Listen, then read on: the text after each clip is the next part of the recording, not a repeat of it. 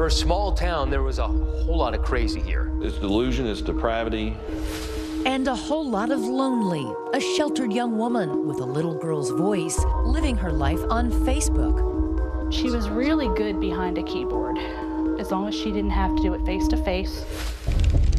But when she tries more than just friending people, things get ugly. What kinds of things were people saying about you? I was a bad person. I was horrible. I went through a whole lot. The young couple that she says bullied her I didn't know it was bad. Oh my God. end up dead, caught in the crosshairs of a Facebook feud. There's no pulse on either one of them. They're white. They're kids. This is the bedroom Billy Clay was found.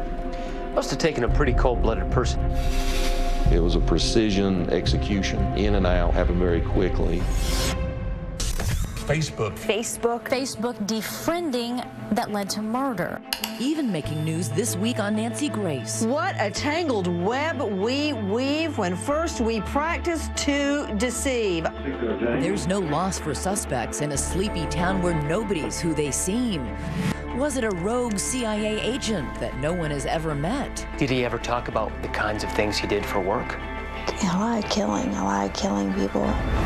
Could it even be her own mother or father? They threatened to take Janelle, cut her head off. Or someone playing murderous mind games by just tapping on a keyboard?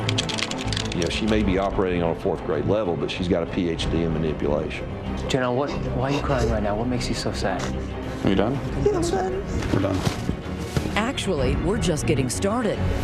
Does Mother know best? It seems to me that you are either completely innocent and blameless in this, or you are an exquisite liar. Well, what do you believe? After tonight, what will you believe? #unfriended. Good evening. Social media is supposed to connect people, but tonight authorities say it helped kill them. You're about to see how this all unfolds, everything from romance to revenge. It is what happens when fingers on a keyboard become a weapon. But things don't stop there because somebody's fingers end up pulling a trigger. Here's Matt Gutman. Drive up the winding mountain roads of northeast Tennessee and you'll find breathtaking views, stunning scenery. They don't call it Mountain City for nothing. Everybody knows everybody. Everybody's related by blood or marriage to everybody else. They all go to the same churches. The sign at the city limits would like to suggest this is a congenial community of 2,500 with its arms wide open. The sign welcoming people to Mountain City says a friendly hometown. Friendly to you? No. Why not? Because I wasn't born and raised here. I didn't grow up here. People here do not like outsiders. Janelle Potter could have used a good friend. Plagued with debilitating health problems since she was little, she's now a loner who spends most of her time inside this shuttered ranch house, under the watchful eyes of parents Buddy and Barbara Potter. What kind of person is she? Good-natured, sweet person. She's not an angry person.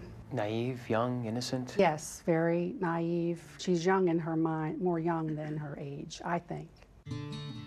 And although she doesn't sound like it, Janelle is 30 years old. She looks good, right? Her room is filled with stuffed animals that stand in as friends. She doesn't work, doesn't drive, and she confides in us she's never been with a man. What were the rules? Don't be out past, 12 o'clock at night. No smoking, no drinking, no partying, stuff like that. They are a God-fearing and gun-loving family. Even when they garden, they pack heat. Mom, Barbara, had a job with Hewlett-Packard, and Dad, Marvin Potter, better known as Buddy, was a former Marine who served in Vietnam rescuing POWs. And later, he says, he served with the CIA. Sounds like Rambo. I just saw him as a gentle giant. But age has taken its toll. Both are now disabled, Buddy even on an oxygen tank. But Janelle's life support becomes social media. So because you didn't drive, that's one of the reasons that your social world became the computer. Yes. I had a lot of family pictures on there. Random pictures of sceneries, dogs. Selfies? Any selfies? Selves. Did your parents have access to your Facebook page? Do they monitor it? Yes. A woman in your late 20s and your parents have access to your Facebook page? Well... But a simple trip to the pharmacy would be a turning point in Janelle's life. A kind employee named Tracy Greenwell takes it upon herself to befriend the social misfit Janelle. We felt sorry for Janelle. She was sheltered and sick and stuff. She gave me her phone number and I started calling her. I would go out with her to the mall, to her house and out to eat. They even got her to rappel. These are pictures of the new Fast Friends at Backbone Rock, a local landmark. Sitting next to a scared Janelle is Tracy's brother, Billy Payne, a jokester who likes the outdoors.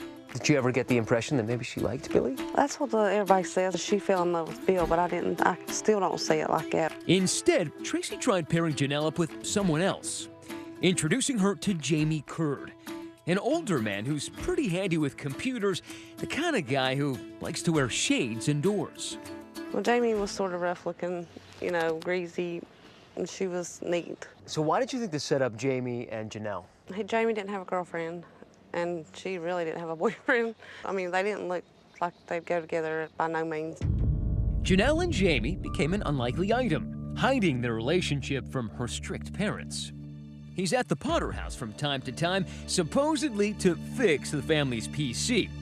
But behind her parents' back, Janelle and Jamie would steal time and a few kisses together, snapping these secret romantic selfies. You and Jamie got pretty serious at one point.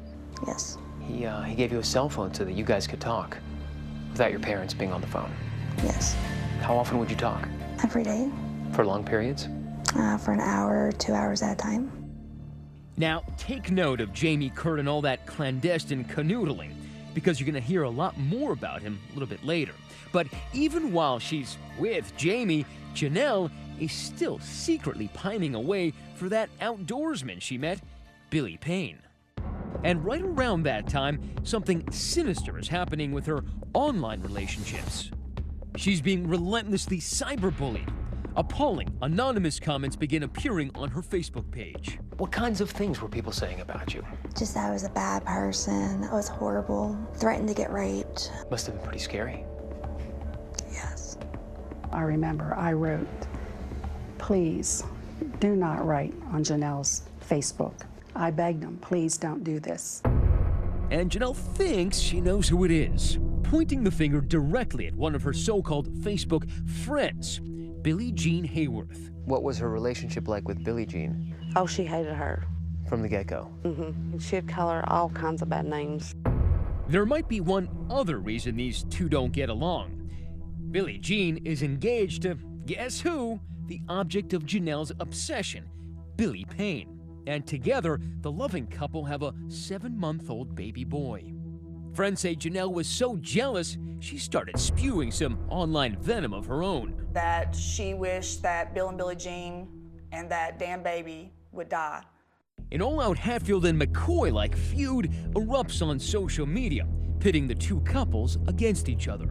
The cauldron is boiling amongst these players, all egging each other on. She was always saying that somebody was mad at her, somebody hated her, somebody wanted to kill her. She was paranoid about it, I thought. But so far, it's all just virtual violence. But then it escalated. I was calling the police a lot.